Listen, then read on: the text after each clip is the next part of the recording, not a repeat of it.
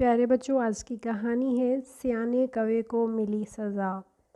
جنگل میں ایک ندی بہتی تھی اور اس ندی کے ارد گرد پیپل کے ایک درخت پر کوے کا گھونسلہ تھا اور دوسرے نیم کے درخت پر مینا کا گھونسلہ تھا۔ دونوں میں گہری دوستی تھی۔ کوہ بڑا چالاک اور سیانا تھا، ہر وقت چالاکی سے کام لیا کرتا تھا۔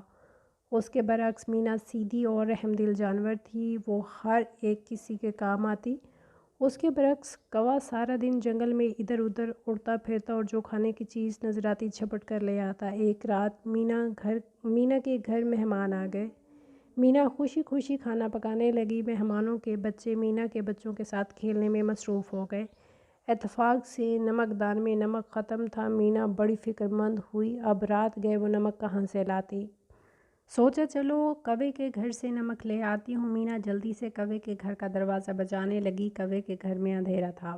کوہ اندر سے چیختا، کون ہے؟ کیوں دروازہ پیٹا جا رہا ہے؟ مینا بولی، ارے میں ہوں بھائی کوے، تمہاری بہن مینا۔ کوہ بولا، اوہو، شاید مینا میرے لیے کھانے کی کوئی چیز لے آئی ہے۔ کوہ دوڑتا ہوا دروازے پر جلدی آیا۔ دروازہ کھولتے ہی محبت سے کہنے لگا، اوہو مینا بہن، اتنی رات گئے خود کیوں آئی؟ مجھے بلا دیتی تو میں خود آ جاتا۔ مگر جب اس نے محسوس کیا کہ مینا کے پاس تو کچھ نظر نہیں آ رہا، بڑی مایوسی ہو گئی اور روکھے انداز سے بولا، کیا بات ہے؟ وہ کوے بھائی، مجھے معاف کرنا، آپ کو رات گئے تکلیف دی۔ مجھے کچھ نمک چاہیے، گھر مہمان آ گئے ہیں، گاؤں کی سب دکانیں بند ہیں، سوچا آپ کا گھر تو سارا نمک کا ہے، آپ سے نمک لے لوں۔ مہربانی کر کے مجھے تھوڑا سا نمک دے دیں، تمہارا دماغ تو خراب نہیں ہو گیا؟ بی مینا، اتنی رات گئے آ کر نہ صرف میری نیند خراب کر دیا بلکہ میرا موڈ بھی خراب کر دیا۔ لو بھلا میرے گھر نمک کا گودام ہو گیا جو نکال کر دے دوں۔ جائیے جائیے اپنا کام کریں۔ مینا بولی، آپ کا گھر نمک کا ہے، ویسے بھی جھڑ جھڑ کر دیگر جگہوں پر گرتا رہتا ہے، تھوڑا سا نکال کر دے دو، کھانے میں ڈالنا ہے۔ ارے جاؤ جاؤ، کیا مجھے پریشان کرنے آ گئی ہو؟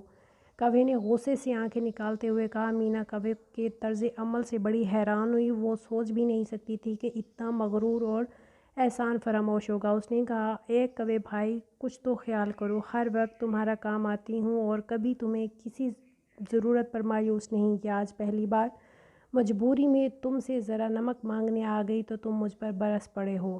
ارے بی جاؤ مینا، خواہ مخواہ لیکچر نہ دو۔ اور یہ کہتے ہوئے گھر کا دروازہ بند کر دیا۔ مینا کی آنکھوں میں آنسو آ گئے، اسے کوے سے اس قسم کی قطعی امید نہیں تھی۔ بیچاری آنسو بہاتی گھر واپس آ گئی۔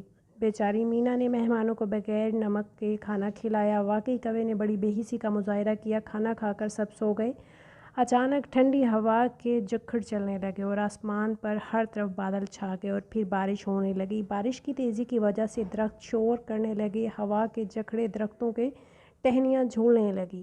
بسیرا کرنے والے پرندے اپنے اپنے گھونسلوں میں دبکنے لگے۔ مینا کا گھر تو موم کا بنا ہوا مضبوط تھا، بارش سے اور مضبوط ہو گیا، مگر کوے کا گھر جو نمک کا بنا ہوا تھا، بارش کے ایک ہی ریلے میں تتر بتر ہو کر پانی میں بہہ گیا تھا۔